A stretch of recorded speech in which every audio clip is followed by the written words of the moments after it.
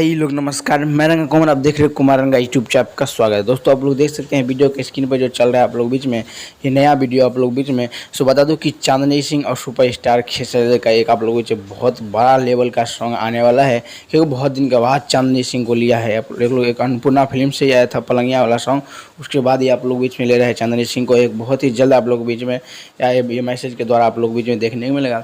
बात करेंगे दोस्तों जीजा से सीख लो, ये सॉन्ग आप लोग बीच में 18 तारीख को टाइम दिया था डेंजर म्यूजिक से, लेकिन आप लोग क्यों नहीं आया मालूम नहीं। लेकिन मैं अगले वीडियो में आप लोग बीच में जानकारी मिलने पर मैं आप लोग बीच अगले वीडियो में बता दूंगा।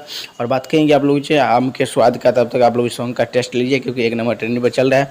मैं रील भी आप लोग बीच में डाला हूँ रितु चौहान का और खेसारी यादव का, जाकर आप लोग पिछले वीडियो में देख सकते हैं, बहुत ही गजब का है।